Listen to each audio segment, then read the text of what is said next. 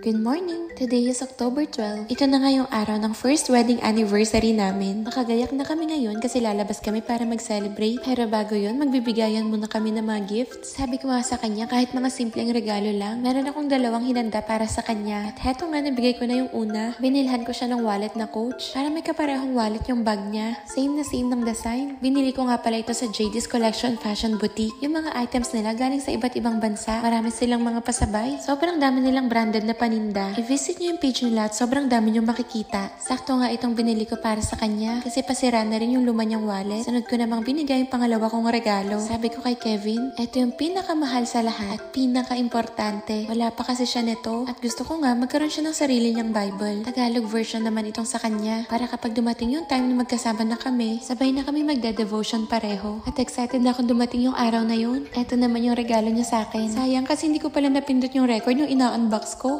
Gusto ko nga ng samba. Meron na ako ng puti kaya ngayon naman binilhan niya ako ng black. At bago nga kami lumabas, nagpakuha ko sa kanya ng tubig para makainom na kami pareho nitong supplement namin. Actually, mas masipag pa nga mag-take sa akin si Kevin. Itong Necothion tsaka Necosi. Alam ko, lagi niyo na itong nakikita sa akin. And for me, masasabi ko na effective siya. Mas naging healthy at glowing ang skin ko. Kahit pa madalas akong pagod at puyat. Itong si Kevin, hindi talaga lalabas yan ng maduming sapatos. Kaya nagtatagal rin talaga sa kanya yung mga shoes niya kasi maalaga siya. Ito nga pala yung lagi namin ginagamit na panlinis, yung KS wipes. Sobrang effective niyan. As in, kahit isang sheet lang yung gamitin, napakarami na niyang malilinisan. Yan nga rin yung ginagamit kong panlinis sa mga bags ko. At habang naglilinis pa siya ng sapatos, syempre hindi ko pwedeng kalimutang magpabango. Ang dami niyo nga nakikurious sa perfume na to. This is Summer Bloom by Nishkiel. And finally, tapos na rin kami parehong gumaya. And this is my outfit. Suot na nga rin pala niya yung regalo kong damit. At saktong paglabas ng room, heto na rin yung mga kaibigan namin. Si Sidra may pawarak na naman. Pack na pack din ang mga outfit. At ngayong araw nga rin pala mag-check out na kami. Iiwan muna namin yung mga luggage namin dito sa front desk. Tsaka na lang namin babalikan mamaya pagkatapos kumain. So nabanggit ko nga kanina na magsa-celebrate kami ng anniversary namin. Nagpa-reserve kami ng lunch buffet sa restaurant. At dito kami kakain sa Hotel Royal Classic. Isasabay na rin namin yung advance birthday ni Kevin para double celebration na. Lahat talaga kami hindi kumain ng breakfast. Syempre dahil nga buffet to, kailangan naming sulitin. Lalo na nga't medyo may kamahalan. Pakyat na kami ngayon kung nasan yung restaurant. And by the way, 1 PM na nga pala ngayon. At pagdating nga, ay nakahanda na pala yung table na kakainan namin. Noong mga oras na to, konti na lang yung mga tao. At meron kaming 90 minutes para kumain bago matapos yung lunch course nila. Kaya naman wala na kaming sinayang na oras. At agad na kami nagpaluto ng mga pagkain. Meron din kasi silang live kitchen dito. Feeling ko ito na yung pinaka-special. Kaya naman sabi ko ito na yung unahin. And then after nun, kumuha na kami ng marami pang mga pagkain. Marami din naman silang mga choices ng mga pagkain dito. Mix siya ng Japanese at saka French cuisine. At heto na nga yung unang plato ko. Pinili ko yung mukhang masasarap. Yung mga mukhang hindi ko pa natitikman sa buong buhay ko. Ayan na nga at galit-galit muna kami ngayon. Pagkatapos ko maubos yung unang plato ko, sinek ko naman yung mga desserts.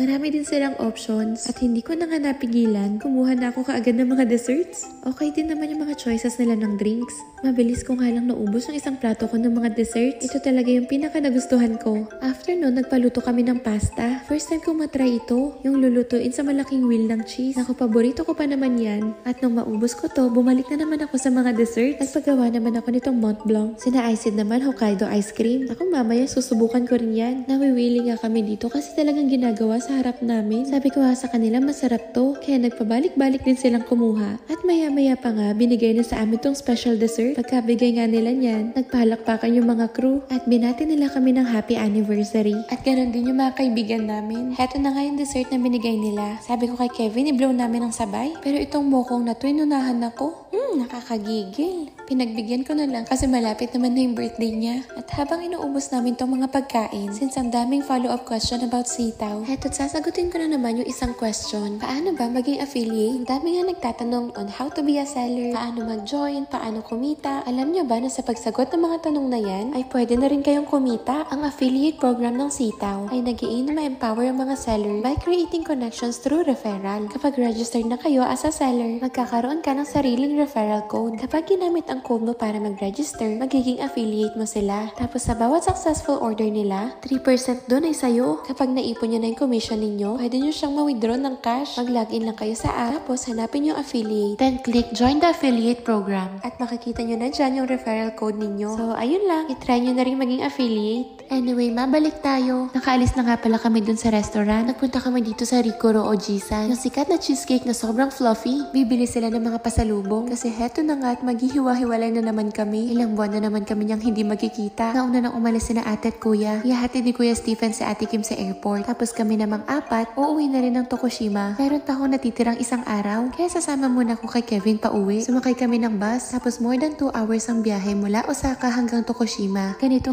rin kami umuwi noon pagkatapos ng kasal namin last year. Grabe, parang naulit lang. Kami pa rin yung magkakasama. Napakabilis talaga ng panahon. Mula nang kinasal din kami, sobrang daming blessings din talagang dumating. 7:45 na ng gabi na makarating kami dito sa Tokushima. At bago pa tuluyang magkahiwa-hiwalay, kumain muna kami ng dinner. Dinala nga kami ni Kevin dito sa ramenan na to. Sabi niya masarap daw dito. Kaya heto nga, pinagbigyan na rin namin. Itsura pa nga lang, mukhang masarap na talaga. Ang lalaki at ang kakapal ng mga chazu. Tapos sobrang laki ng mga servings. Parang pang 2 tao na nga yata. Kailangan pa naman namin magmadaling kumain ngayon. Lalo na si Jo, kasi 8:30 yung last break ng bus pauwi sa kanila. Kaya pagka-serve pa lang sa amin. Talagang sinimulan na kaagad namin kumain. Yung in-order ko nga pala itsukemen, tapos sa kanilang 3 ay ramen. Pero tinikman ko muna tong kay Kevin. And then, heto na yung sa akin. Ay grabe, sobrang dami. Pero naubos ko din naman to. Sobrang sarap naman din kasi talaga. Lalo na siguro pag hindi kami nagmamadali. At hayan na nga, nagpaalam na si Jo. Tapos matapos na rin kaming 3, umuwi na rin si Icy. Kami naman bibiyahe pa na more than 1 hour bago makarating kina Kevin. Hanggang dito na lang. Bye!